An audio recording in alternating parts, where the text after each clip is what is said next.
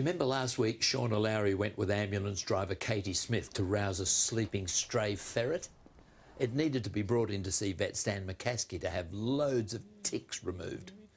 Well, within a matter of days, the ferret was ready to be taken to a rehoming centre. This week we followed its trail to Essex, where Shauna went to meet Wendy Brett, who runs the centre, and to see the ferret settle in. Oh my goodness. How many have you got?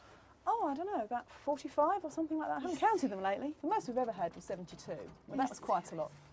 72? 72 was the most we had. So they're all very sociable, yes, I presume? yes. So it looked like the ferret we found wasn't going to be short of company. Hello, how are you?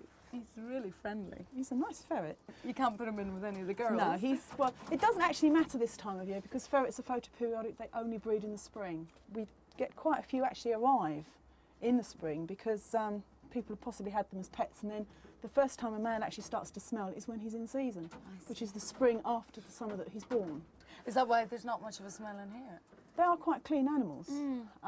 Because most people automatically say, oh, ferrets, they stink. Yes. But actually, they don't. There's 45 of them here, and there's not that much of a smell. They will let off a smell when they're sort of upset or excited. So what are you going to do with this little one? What's the plan for him? Well, he seems perfect health, and I mean, the RSPCA have kept him for the sort of quarantine period. So, I mean, he can go straight into sort of cage number 6, which is what we'll do with him, and then he'll have his tea later.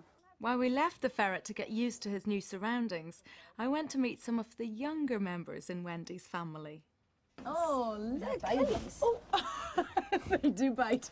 Well, they have to learn not, I mean, puppies and kittens will do that, and they have to learn not to do it, so you just say no. Excuse me, look at this, tug of war with my coat. He's trying to eat you. And have you always had them as pets since you were a little child? I mean, I've had ferrets since I was 14. Right. My father brought one home and I got to look after it. And that's what got you into this? And how come you've ended up with up to 70? Well, I mean, I actually moved from Sussex, where I was involved in the Sussex Ferret Welfare Society in the early 80s. And in 1986 I came to Essex, and there wasn't a club or anything, so I thought, oh well, I'll get to meet other people who have ferrets. So it seemed a reasonable thing to sort of form one if there wasn't one. So do people call you the mad ferret lady of Some people just call me Ferret.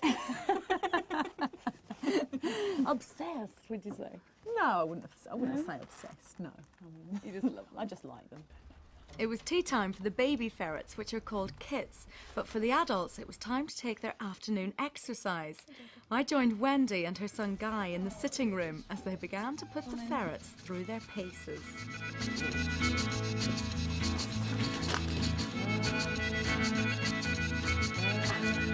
Each of the 20 adults takes at least 30 minutes to stretch their legs and have as many turns as they like along the homemade tunnels.